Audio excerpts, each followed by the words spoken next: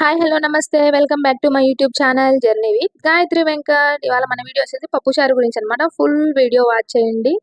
పప్పుచారు అంటే ఏదో పప్పులో కాస్త వాటర్ ఎక్కువ పోసి చారులాగా చేసుకోవడం కాదు. ఫుల్ వీడియో వాచ్ చేస్తే మీకే అర్థమవుతుందనమాట. దీనికోసం అయితే నేను ఒక గ్లాస్ కందిపప్పుని తీసేసుకొని మంచిగా వాష్ చేసి ఒక హాఫ్ అన్ అవర్ అట్లా నానబెట్టేస్తున్నాను. ఈ పప్పుచారు మా హాస్టల్‌లో చాలా ఫేమస్ అనమాట. అంతకుముందు పెద్దగా తెలీదు. మా సైడ్ ఎక్కువ చేసుకునేవాళ్ళు గాదు. నేను నెల్లూరులో నెల్లూరు పప్పుచారు అనమాట. ఇంక అక్కడి నుంచే నాకు గూడా ఇష్టం వచ్చేసింది దీనిపైన. సో, ఈ పప్పుచారుని కడిగేసి ఒక గ్లాస్‌కి 2 గ్లాసెస్ లేదంటే పప్పు మునిగే వరకు వాటర్ యాడ్ చేసేసి పక్కన పెట్టేస్తాము. సో, ఈలోపుగా ఒక మీడియం సైజ్ టమోటాను, ఒక 4 పచ్చిమిర్చి తీసేసుకొని కట్ చేసి పెట్టేస్తున్నాను. పచ్చిమిర్చి అనేవి కారంను బట్టి అంటే మీకు టేస్ట్‌ని బట్టి ఎక్కువ కారంగా తినేవాళ్ళైతే 2 ఎక్కువ యాడ్ చేసుకోవచ్చు. లేదంటే తగ్గించుకోవచ్చనమాట. నేను కొంచెం కారప్పొడి గూడా యాడ్ చేద్దాం అనుకుంటున్నాను. సో, అందుకనేసి 4 పచ్చిమిర్చి, కొంచెం కారప్పొడి తీసుకుంటున్నాను. అండ్ ఆల్సో దీంట్లో ఒక ఆనియన్ గూడా వేస్తున్నాననమాట. ఆనియన్ పోపులో గూడా వేస్తాము. సో, దానికోసమే మీడియం సైజు చిన్నవి 2 తీసేసుకొని, ఒకటి ఇట్లా దీనికోసము, ఇంకొకటి తిరవాతలోకి కూడా పక్కన పెట్టేసుకుంటున్నాను కట్ జేసి. సో, ఆనియన్స్ కొంచెం ఎక్కువ యాడ్ చేస్తేనే పప్పుచారు టేస్ట్ బాగుంటది. దానికోసం అనేసి ఇంకేం లేదు. అండ్ ఇప్పుడు పసుపు గూడా ఇప్పుడే యాడ్ చేసేస్తాము. కారప్పొడి ఇప్పుడైనా యాడ్ జేయొచ్చు. లేదంటే విజిల్ పోయిన తర్వాత టేస్ట్‌ని చూసుకొనైనా యాడ్ చేసేసుకోవచ్చు. ఇది మాత్రం ఆప్షనల్. కారంని మీకు రుచికి తగినట్లుగా యాడ్ చేసేసుకోండి. అండ్ దీన్ని ఇంకా విజిల్ పెట్టేస్తామనమాట. ఈలోపుగా చింతపండు గూడా ఒక నిమ్మకాయ సైజంత చింతపండుని తీసుకునేసి వాటర్ పోసి నానబెట్టేస్తున్నాను పక్కన. ఇంక పప్పుని విజిల్ పెట్టేస్తామనమాట. సో, ఒక 3-4 ఆర్ 5 అంటే పప్పుని బట్టి విజిల్స్ అనమాట.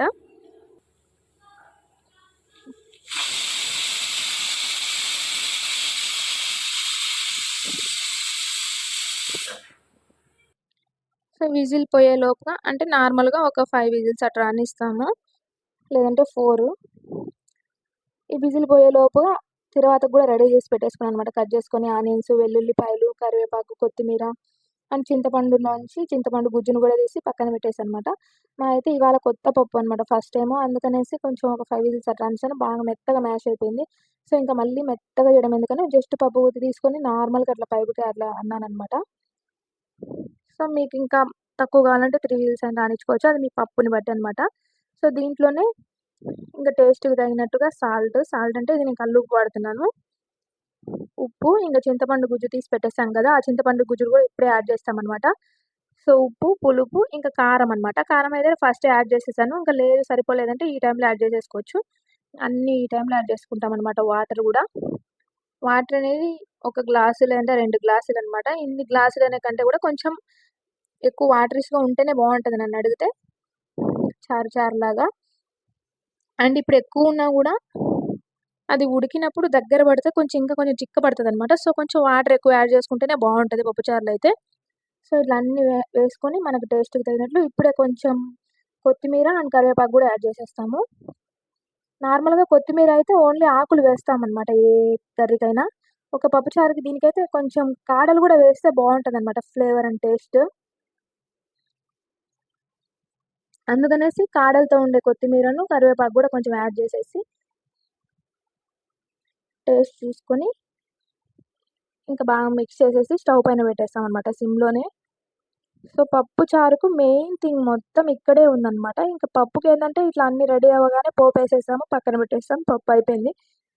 కానీ పప్పు చారు అట్లా గాదు. కనీసం 15-20 నిమిషాలు సిమ్‌లో పెట్టి బాగా ఉడకనిస్తే దగ్గర పడుతుంటే అప్పుడు టేస్ట్ బావుంటదనమాట. మెయిన్ థింగ్ మొత్తం అక్కడే ఉందనమాట. కనీసం 15-20 మినిట్స్ బాగా సిమ్‌లోనే పెట్టి ఉడకనివ్వాలి. సో, ఈలోపుగా పోపు గూడా వేసేస్తున్నాను. నార్మల్‌గా కొత్త వేరే బౌల్ తీసుకొని మొత్తం వేసేసి పోపులో మిక్స్ చేసేస్తే బావుంటది. ఇంక నేను ఇన్ని ఎందుకు వాడడం అనేసి జస్ట్ పోపు మాత్రం పక్కనేస్తున్నాననమాట. పోపు కోసమైతే ఇంక తిరవాత గింజలు, జీలకర్ర, ఉల్లిపాయలు, వెల్లుల్లిపాయలు ఇంక అన్నీ నార్మల్‌గా పప్పుకు వీటికి ఎలా ఏస్తామో అవే అనమాట సేము. కరివేపాకు, ఆనియన్స్ అన్నీ వేసేసి ఆనియన్స్ బాగా కలర్ చేంజ్ అయ్యి మంచిగా వచ్చే వరకు వేగనిచ్చి తర్వాత ఆ పోపుని తెచ్చి ఇట్లా పప్పుచారులో ఏస్తామనమాట. పప్పుచారుకి విజిల్ ఏం పెట్టలేదు. జస్ట్ నార్మల్‌గా మూత పెట్టామనమాట. సిమ్‌లో పెట్టేసి ఆవిరి పోకుండా అంతేనా. సో, ఇంక పోపు కూడా బాగా వేగిన తర్వాత ఇందులో మిక్స్ చేసేస్తామనమాట. ఈ టైంలోనే ఇంగువ గూడా యాడ్ చేసేసుకోవచ్చు పోపులోనే. లేదంటే తర్వాత మామూలుగా డైరెక్ట్ పప్పుచారులో అయినా యాడ్ చేసేసుకోవచ్చు. సో, నేనైతే ఇంగువ కూడా యాడ్ చేస్తున్నాను. అది కొంచెం మనకి అరుగుదలకి, టేస్ట్‌కి, ఫ్లేవర్‌కి అన్నిటికి బావుంటదనమాట. పప్పుచారులో గాని, సాంబార్‌లో గాని ఇట్లా ఇంగువ వేసుకుంటే కూడా మంచిదనమాట. సో, అందుకనేసి ఇంగువ గూడా యాడ్ చేస్తున్నాను టేస్ట్ కోసం. సో, ఇవన్నీ యాడ్ చేసి బాగా మిక్స్ చేసేసి మూత పెట్టేస్తామనమాట. సో, ఆల్రెడీ తెలిసిన వాళ్ళైతే ఓకే. కనీసం ఇప్పటి వరకు అసలు తెలియని వాళ్ళంటే డెఫినెట్‌గా ట్రై చేయండి. పప్పుచారు చాలా అంటే చాలా బావుంటది కమ్మగా. ఒకవేళ ఇంట్లో ఏమైనా కూరగాయలు లేనప్పుడు కూడా బాగా యూజ్‌ఫుల్ అయిద్దనమాట. తక్కువ టైంలోనే అయిపోతది. సో, ఇట్లా బాగా మిక్స్ చేసేసుకొని మూత పెట్టేస్తాం. మూత అంటే విజిల్‌కి కాదు జస్ట్ నార్మల్‌గా ఆవిరి పోకుండా మూత పెట్టేసి కనీసం 10, 15 నిమిషాలైనా బాగా ఉడకనివ్వాలనమాట. బబుల్స్ వచ్చి పప్పు చిక్కబడి దగ్గర పడే వరకనమాట. సో, చూస్తున్నారు కదా! మనకి బాగా చిక్కబడింది. పప్పుచారైతే రెడీ అయిపోయింది. ఈ టైంలో కావాలంటే ఇంక కొంచెం కొత్తిమీర యాడ్ చేసేసుకొని స్టవ్ ఆఫ్ చేసి సర్వ్ చేసుకోవడమే. సూపర్ అంటే సూపర్‌గా ఉంటది. డెఫినిట్‌గా ట్రై చేయండి.